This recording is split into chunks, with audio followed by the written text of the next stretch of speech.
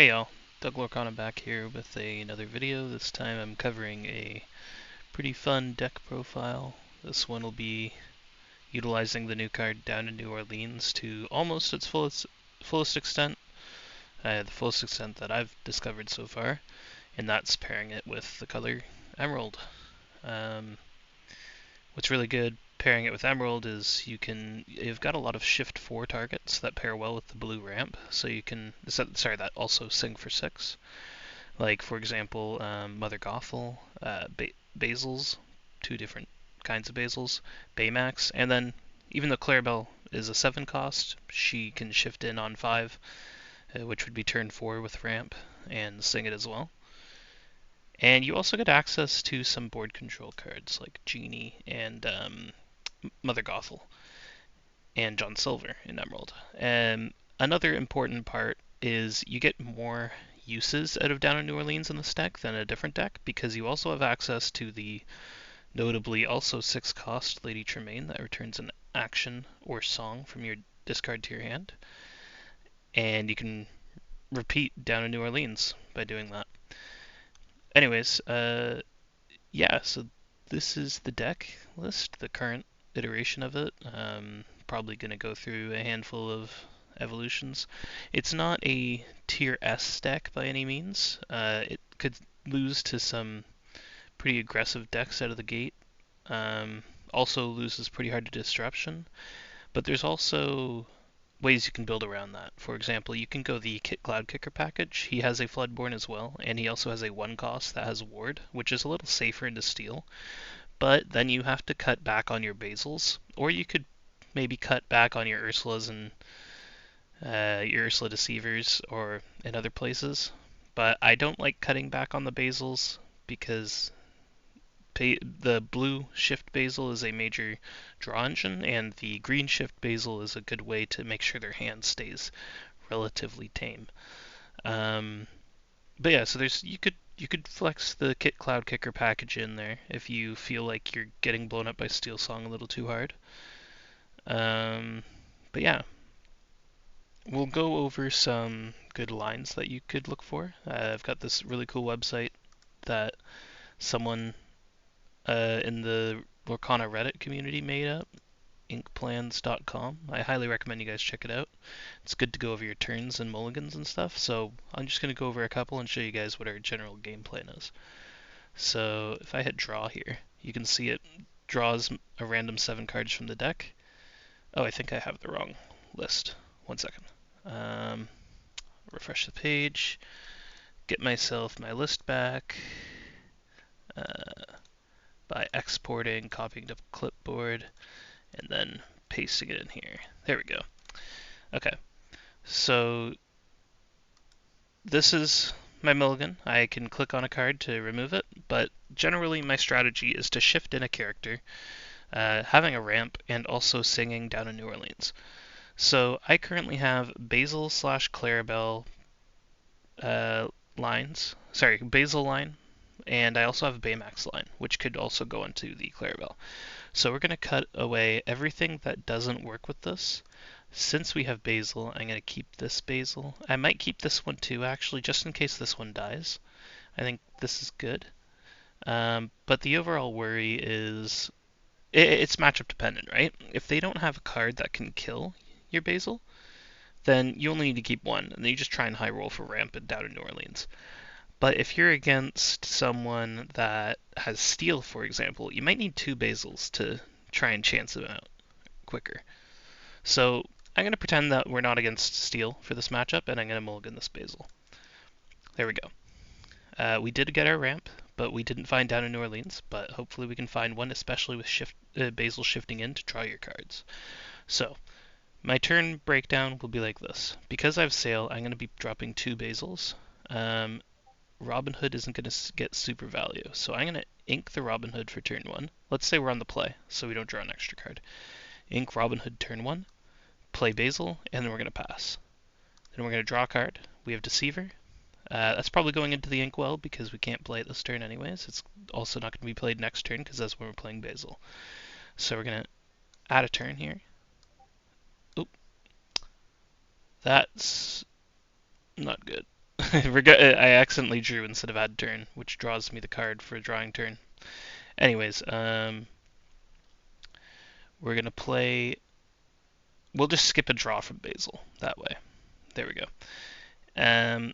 Still getting used to this website. Still super useful website. Big shout out to that guy. I'll link this website in the description for you guys. Highly recommend using it for practice. Because it's in a browser, it's a lot easier to use than Tabletop Simulator or sleeving something up. I just highly recommend it. Anyways, back to it. We're gonna ink our Ursula for turn, and then now we're at 2, so we're gonna play a sail, and then we draw down in New Orleans off sail. And because we don't have a good inkable here, the question is, do we want to ink the Clarabelle or the Basil? Clarabelle's my main draw engine late game, but if they kill my Basil that's on field right now, I kind of want an extra one just in case. So we're going to actually ink the Clarabelle for sail, and then we're going to play a Basil. And now my hand's not looking super good, so I better pray I draw an inkable here. Next, John Silver. We got our inkable, super good. Let's say at least one Basil lives, so we ink our John Silver, we play our Basil on top of one of the other Basils, and then because of the way Basil works here, you can see if I zoom in, if you use shift to play this character, you may draw 2 cards when he enters play. So I'm going to draw my 2. Ooh, that's not ideal. We didn't get an inkable, but we already inked for turn. Hopefully we get one next turn. We're going to have our Basil sing down in New Orleans. And then there's not the interaction for it quite yet, but we can just end our, because this is the main, now after this we're going to have to react to their board, which we don't see currently. So let's just draw 3, see which cards we could hit with the down in New Orleans. And we hit Basil, Gothel, Gothel. In this case, we probably want the Basil instead of the Gothel, because the Gothel we don't have enough ink to activate our effect. So we play the Basil and the 2 Gothels go to the bottom of the deck. Next turn we can Genie bounce. Actually, no, we can't. We don't have an ink. These would go to the bottom. We add our turn. So here we would have to ink the Gothel. And then that would bring us to 5 ink, so we could only shift Baymax to control on top of hopefully our other Basil that survived. But we still have this Basil and this Basil who are going to be fighting for board control as well. Anyways, that's the general gist of the deck. You kind of just cheat out a bunch of very high value characters pretty quickly and hope that they haven't developed way too strong of a board to deal with, or you can just swarm them with those big characters. Anyways, I also have a video recording of how this deck went. It went pretty well. I was playing against my friend Marlon. Let's see if I can find it. Alright, so here I keep my Clarabelle shift line. This list is a little different. I wasn't on the kit, the blue kits, so I didn't realize his good draw potential at the time and his consistency. Sorry, not kits, Basils.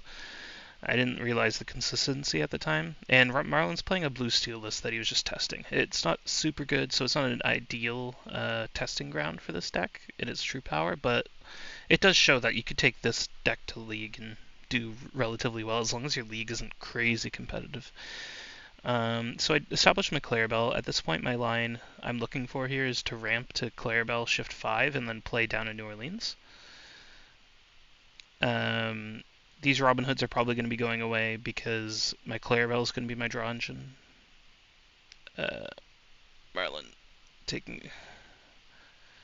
he's still learning this list, so taking a while on the turns here. He plays Sail.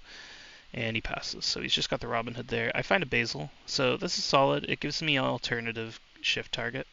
So I play Sail to draw a card. I find John Silver. He's a better control tool than Robin Hood here, so I should ink the Robin Hood, not the John. Okay, I ink the John. I'm not sure why I did that. I think I did that just in case Clarabelle died, because I know he's in steel. That way I could have draw if the small Clara dies, and I can't shift the big one in right away. So I could draw with Robin Hood, find an inkable, so I can ink to play Clarabelle. It's probably what I was looking for, which might have been the better play. He finds Robin Hood and Smee, and then he passes.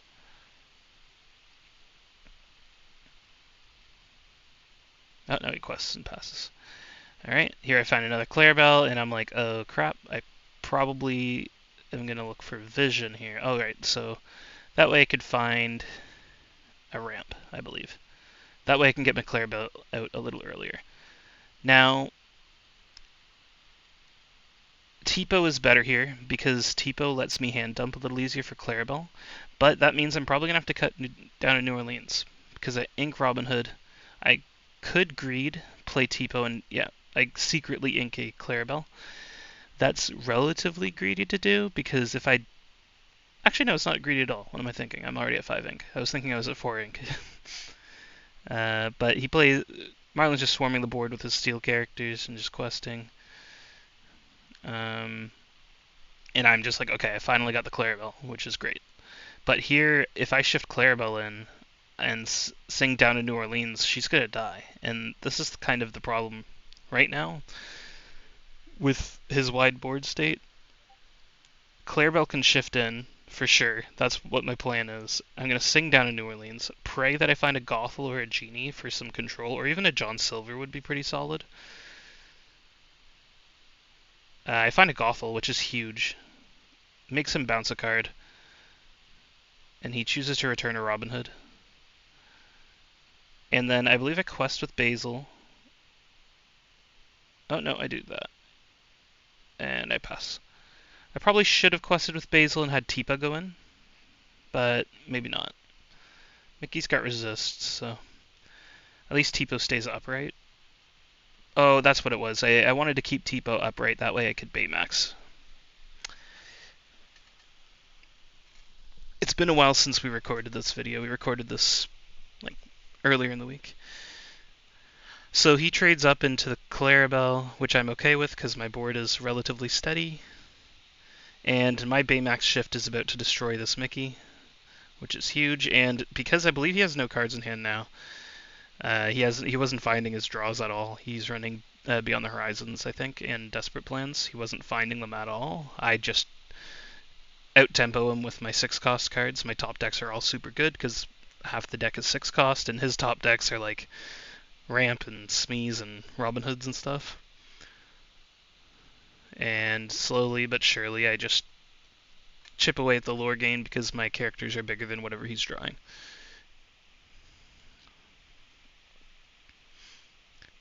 I could probably 2 times now because the rest of the game ends up going kind of the same way.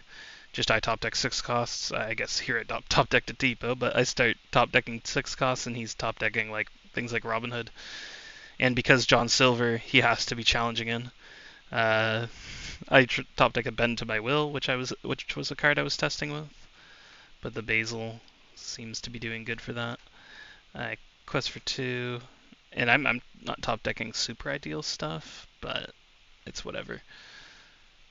I choose not to Bibbidi Bobbidi my John Silver there because I want to keep him there so the Robin Hood would have to challenge in, and it worked out because he found a big Robin. But here I want to protect my John Silver now, so what I do is I replay him, and I don't turn my kit sideways because I know that if I Cloud Kick sideways, he gains 2 lore. I find Clarabelle, and at this point, like, I've got so much lore on board, he can't remove it, so I just quest with the kit anyways. And yeah, that's game 1. I can fast forward, and we're just going over what his next cards were. There's his Namari, I think, Desperate Plan, Beyond the Horizons. Those are what he was looking for. And here's my mulligan for game 2. Here I've got Gothel line. I don't have ramp though, which is not ideal, but I do have good curve. So I Basil Gothel kit. I think I keep the kit here. I don't know why I'm considering vision over kit. I probably should have kept the kit. Yeah, but it worked out because I found Tipo anyways, which is good for ramp.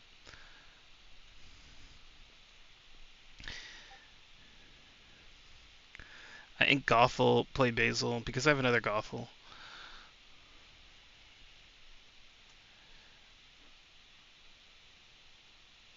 So I have Basil and Gothel line here.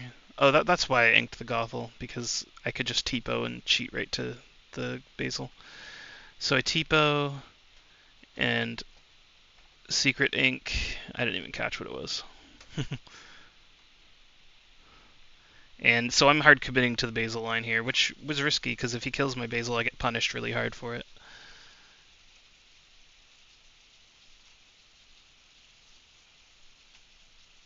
So if he was on Twin Fire, Fire the Cannon, something like that, I would have been in big trouble. I find Genie. So I get to do something really interesting here. I can ink the Gothel, shift in Basil, and then have Basil sing Bibbidi to play a Genie for free and get my card back. And then I bounce one of his cards and I get to quest with Tipo because the Robin Hood's gone now without threatening a shift challenge.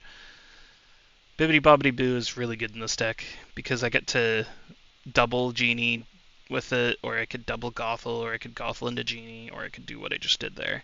It's really cool. Really strong and powerful card paired with Down in New Orleans. And see, it was a good thing I ended up bouncing that Robin Hood because he had a shift one coming up. Now here I'm in trouble. His board is getting scary. It's very difficult for me to deal with this Robin Hood. But I end up shifting in Basil and passing. I probably should have waited to shift in Basil, just in case I top decked an inkable. That way I could ink and make him discard a card, but we'll see.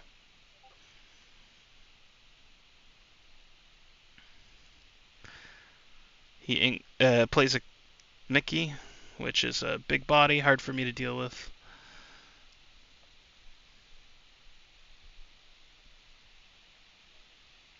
I find a John Silver, and I can't do anything with it. I could ink and make him discard a card with him, and I'm debating on doing that now, so I choose to do that, leave him with one card in hand. I quest for 2 with my Evasive Genie, and I pass. I'm hoping I can find another Genie to bounce something else of his at this point. Or maybe like a John Silver that can punch into the Mickey. Being able to find Down in New Orleans to sing with my Genie would also be really strong. Down in New Orleans into Tremaine and then sing with Basil would be a huge combo. And my friends, I find the Genie, which is huge. My only other Genie in the deck, I think. But yeah, it's the best thing I could have found. But yeah, like I was starting to say earlier, his board is getting very difficult to deal with at this point. I need to find my bounce cards. And this is where you kind of see this deck to struggle. Like, if you don't find your Clarabelle, it's really hard to draw. That's why I added Basils after this, because that way I have a secondary form of draw with all the different Basils I can shift on. I wish that new 7 cost was a 6 cost, because then he could be hit with Down in New Orleans and I could still shift the other one on him for draw. But, yeah. And now I've just got evasives that are going to be really hard for him to deal with. Two questing evasives. And he just quests with Robin Hood because he knows I can't deal with him right now unless I throw 2 cards in. And he drops Cogsworth, which makes it even more difficult for me. I would have to Basil and then Genie, I think. Is that enough? 3? No, that's not even enough. I thankfully find Tremaine to return the Bibbidi, which is really strong. That way I could bounce as Robin Hood. So what I do is I have this Genie go in to the 1 dock. And I misplayed there. So I forgot about Cogsworth, and my testing partner let me take it back because I forgot. I don't know. I'm all over the place learning a new deck, and I forgot about the resist. And this lets me bounce and replay my Genie to bounce the Robin Hoods. The Robin Hood doesn't take out my Basil. And at this point, I've regained complete board tempo. Even though he has 5 cards in hand, he has the Cogsworth that's questing for 2. I've got 1, 2, 3, 4, 5, 6, 8 lore on board, so I have a 2-turn clock. So if he swarms the board here with like Smees and Robins, he could also put himself at a 2-turn clock, but I have the advantage by doing mine. By having the wider board first. And this is kind of what happens, right? I get more value out of my later game cards. Um, I get to like bounce cards to his hand and regain board control after I waste turns trying to ramp to that. And yeah, it's just super fun whenever you get that out there. And here, my opponent finds that new Namari. So the Namari currently I think has like 7 cards in hand, which is really in discard, which makes the Namari a 7/5. Or sorry, it's 6 in discard, so it's a 6/5. And here, I'm just not sure. Do I just ink this Sail, make him discard? And I choose to do that. And I think I just quest. I could run into the Cogsworth, though. I think that's what I do, actually. I quest for 2 with Genie, and I run Basil and Tipo into the Cogsworth, I believe, just to keep board control. Slow him down, make sure he doesn't try and aggro it to 20 before I can threaten that with my Genie. Him finding that Zeus for my Genie the previous turn was really good for him. So I do this, and I think I quest the Tremaine just to make sure that my Basil... here I have trouble with tabletop and stacking. But I think now I also quest with my Tremaine, because now that if he chooses to take out he chooses to take out my Basil, my Tremaine lives. He chooses to take out my Tremaine, my Basil lives. The Namari is a huge threat, though. It's currently a 7/5 body. It's just massive, but thankfully I've got my Evasive Genie in there. He discards another card, now it's an 8/5 body.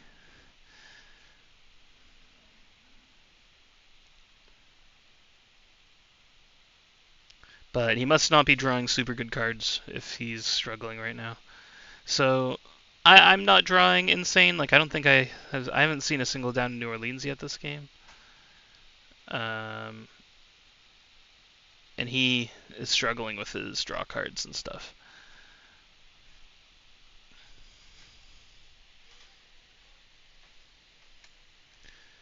He Zeus my other Genie, which is really rough for me.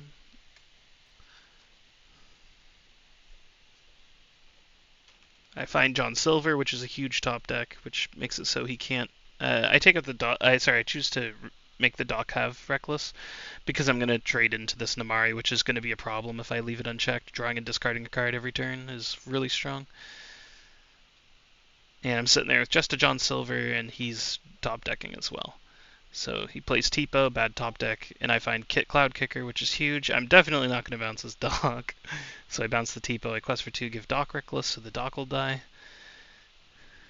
And at this point, you see once again, same story as game 1. His top decks aren't as good as mine. He finds Beyond the Horizon, chooses to draw 3, but he no longer has the ink to do anything about it. He plays a Sail to draw a card.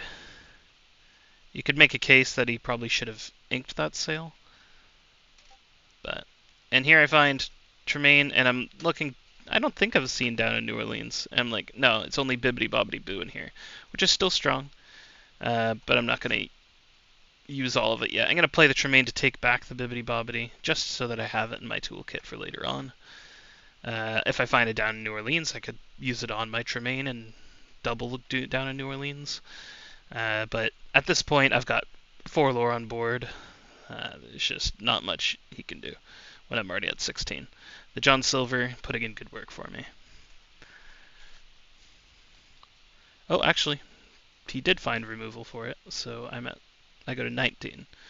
But it's going to be very difficult for him to destroy me here. Sorry, stop me here. Because I play Basil, I quest for 1, and I hard cast my Bibbidi. Sorry, I quest for 3, hard cast Bibbidi to replay and take Bibbidi again with my Tremaine. And this loop will cause me to be able to infinitely keep my Tremaine readied as long as he doesn't find hard removal like Zeus or Strength, which he didn't. He could have taken out my John Silver this turn, and if he had a Fire the Cannons for the Basil, he could have taken that out, and then had a Zeus, he could have taken out the Tremaine. That was kind of his only out. If there was a Let It Go coming up, actually that would have also worked instead of the Zeus.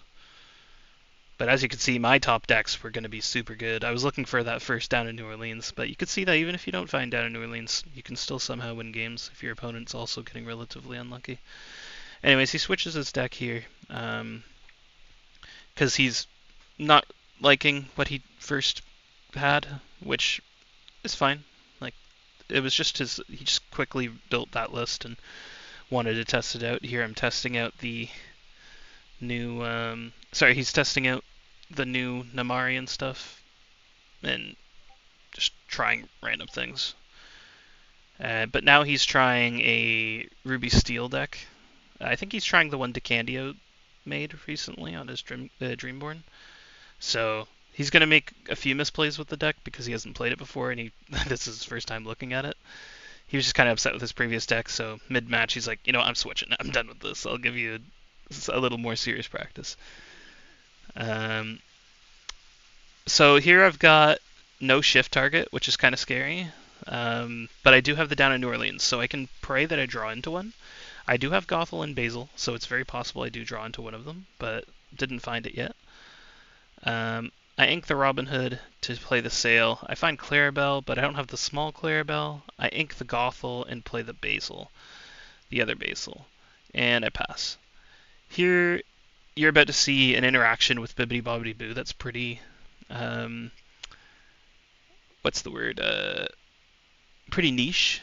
I can show you guys. I'll link it in the description, the actual ruling for it. But you can see there's a wiki on the Musha report regarding the ruling for Bibbidi Bobbidi Boo, where it says, here I'll pause to go over it. But the ruling is that cards in the hand /deck /inkwell are treated as private knowledge, and the other players should not have knowledge of cards in those places according to the rules. Obviously, you look at a hand with Deceiver, you can remember what's in their hand, but for the sake of rules, it is considered a private zone. When a card goes into that zone, the card is not treated as the same card that wasn't previously in the zone, that left play to go into the zone. For example, when returned to hand from Bibbidi Bobbidi Boo. So, for example, when a character is returned to hand by Bibbidi Bobbidi Boo, you can play the same character that was returned to the hand as if it was a different card. Not sure if that's super relevant, but you can kind of pretend, I'm not sure. But also, because it's a private zone, you can return a character to hand with Bibbidi Bobbidi Boo and choose fail to find a character in your hand.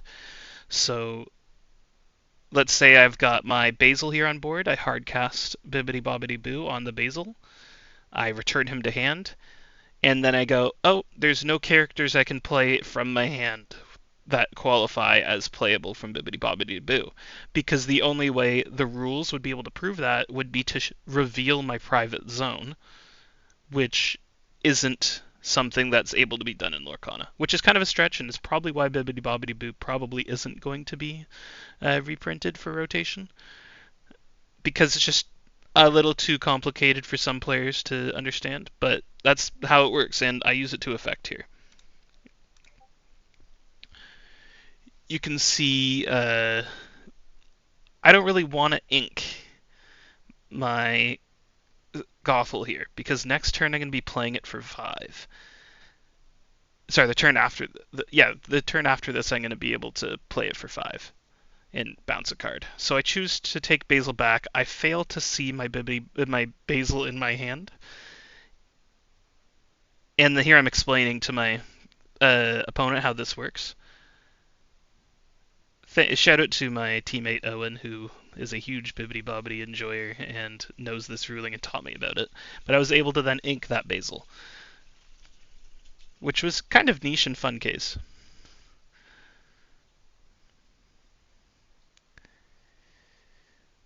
And he's got a slow start, which is always good for this deck. If I see my opponent having a slow start, I'm probably going to win the game.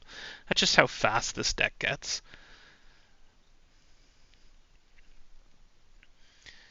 Thankfully, I'm also having a slow start, so it makes it a little more competitive here. And here, I'm pretty darn happy that I that I was able to Bibbidi Bobbidi that one Basil.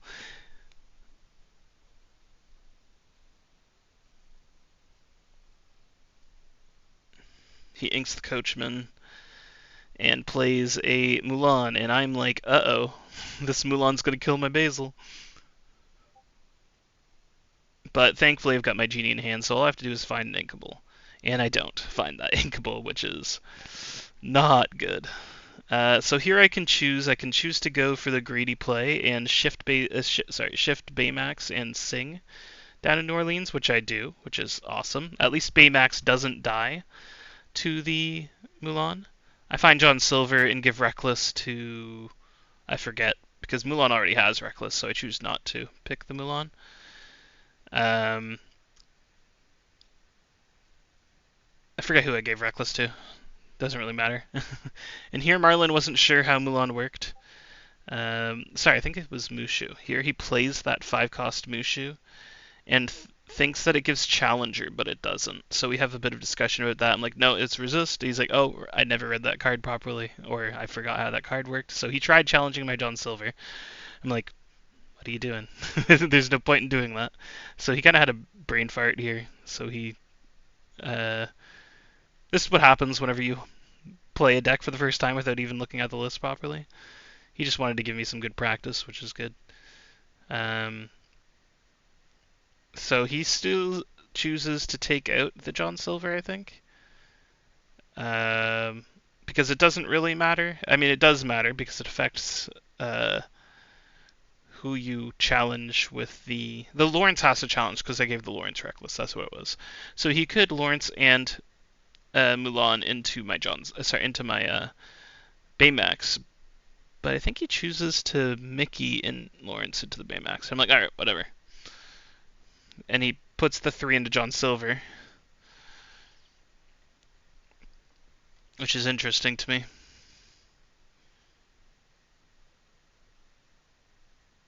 In hindsight, shouldn't have done that, but like I said, that's what happened. He's just a bit overwhelmed. Brand new deck, never played it before, struggled with his previous deck. Kind of in his mind thinking, what can I improve that deck while he's playing Lorcana with a different deck? I feel where he's at with that.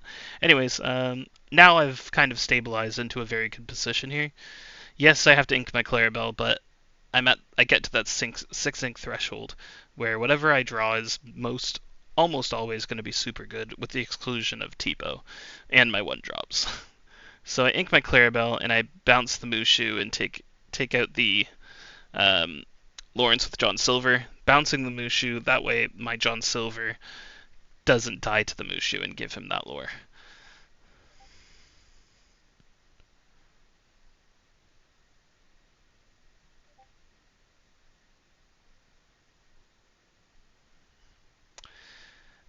I forget what he does here. Inks Mickey plays. So he plays the Mulan, which is to threaten my evasive genie.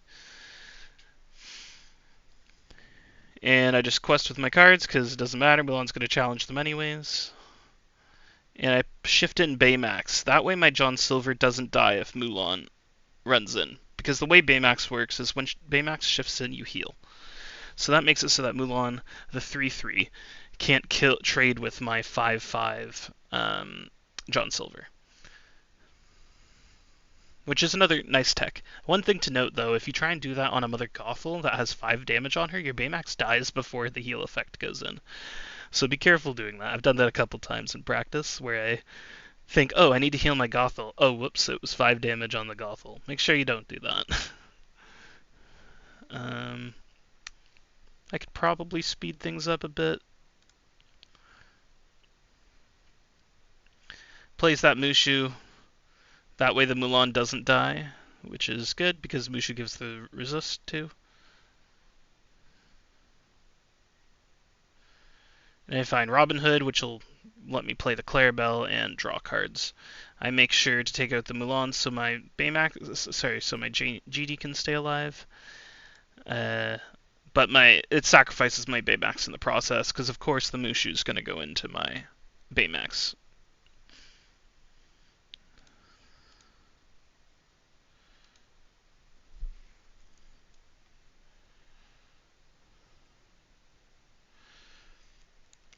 So here he exerts B7. I'm worried about a Be Prepared, but it's actually to play Namari and Smee.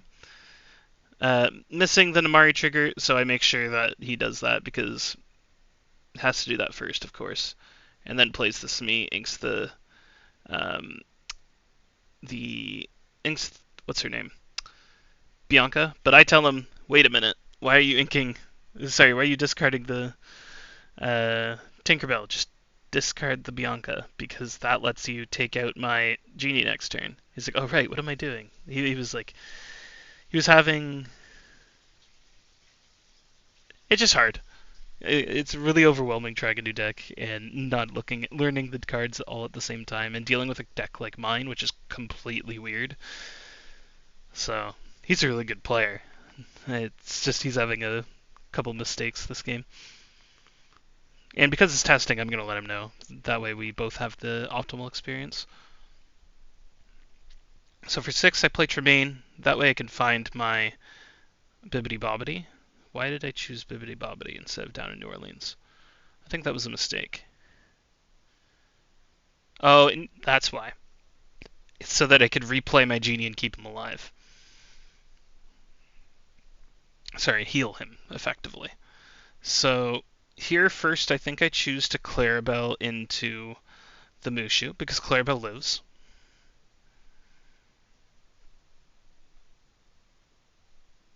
And here I'm trying to remember. Sorry, I'm trying to forget that Tinkerbell's in his hand.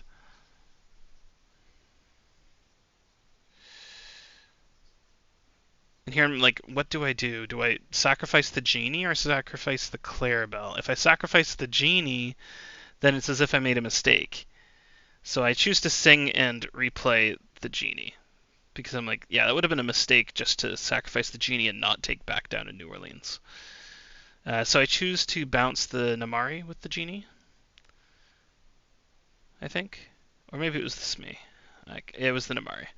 Okay, and then I have the Clarabelle go into the Mushu, because Clarabelle does live, but it will die to the next turn's... it'll die to the next turn's... what's her name? Tinkerbell. I don't know why I made her... Sorry, my Clarabelle only has 4 damage on her. Hopefully I did it right. Or maybe I'm cheating. Plays the Tinkerbell and then plays the Namari, which is a choice. Plays the small Tinkerbell and the Namari, which is a choice. I'm not exactly sure why he did that instead of playing the big Tinkerbell to kill my Clarabelle. Oh, actually, no, it's probably because I misplayed. I made it so I didn't put enough damage counters on my Clarabelle. And I didn't realize I didn't. I'm cheating. I'm a dirty cheater. Burn me at the stake. That definitely affects the results of the match for sure. Anyways, I continue on. I sing Down in New Orleans. I find John Silver. And I'm like, do I want John Silver or Kit? Because Kit could have bounced the Tinkerbell, but John Silver also makes the Tinkerbell have Reckless anyways, so it's fine. I ink Basil, play Basil. Sorry, I play Basil, ink Basil. That way I discard the card. Yeah, I'll have to let my practice partner know that I misled him there with the damage counters on the Clarabelle. Plays the top decks another Tinkerbell, which is nice. Has to run in with the Tinkerbell because Reckless, and quests for 2 with Namari. And at this point, my board's so wide, and it's like, what can be done, right? So I'm like, I have to deal with. If I can trim his board and keep my board wide, I'm in a good state. The question is, I can run Baymax in, shift Baymax in onto Tremaine, and take out the Namari with it, but then I lose my Tremaine. I can shift Baymax into Basil and take out the Namari with it, or I could just run John Silver into the Namari. I don't want to be questing with my characters here that are not evasive because Tinkerbell can 2 for 1, which wouldn't be ideal because my genie has 2 damage on him. So at this point, I kind of just want to trade in. So I choose to just play him for full, quest with Genie, and run John Silver into the Namari. Because this John Silver's not questing anytime soon as long as this Tinkerbell's still on the board, so I may as well get value out of him, taking out the big, powerful Namari who's going to be drawing and discarding for him every turn. And then they find Mushu, which thank goodness I dealt with that in Amari and I didn't quest with my cards, because that would have been awful. And here I find Mother Gothel, which is huge. Makes him return one of those cards to hand. And if he chooses the Tinkerbell, I could just turn everything sideways. He chooses the Mushu, which is correct, so I only quest with my Genie. So now I've got 1, 2, 3, 4, 5, 6, 7, 8, 9 on board, which is lethal, and he doesn't find what he needs to stall the game out any longer. He finds the Pirate Mickey. And as you can see, like with all the bounces in this deck, it's just super powerful, super oppressive, and really hard to deal with. And you also get that fun experience as the pilot of the deck, getting that down in New Orleans gambling kind of to happen. The deck isn't tier S, like I've said before, in any way. Like a really good player playing a meta deck will walk the floor, like wipe the floor with you, but you can take this to League and be semi-competitive with it. You can take it maybe to a little less competitive set championships or something as well if you're in a region that doesn't have a lot of players for set championships. So you could do that. And if you just want to have fun, like at the end of the day, it's a card game. You can have fun with it. More support might come in print for the deck too in future sets. Bibbidi Bobbidi Boo is probably gone next set. Lady Tremaine might be as well. And same with Genie, but Mother Gothel's still sticking around. Down in New Orleans is sticking around. Baymax Shift is sticking around. Both Basils are sticking around. So a lot of the shell is still going to be there. Yeah, I highly recommend you guys try this out. If you guys have any questions about the deck, or if you guys have any ideas that I could put into the deck list, let me know. And I gladly welcome your opinions. But yeah, thanks for watching, you guys. Hope you guys have fun in the new Reign of Jafar set, and I'll see you guys in the next video.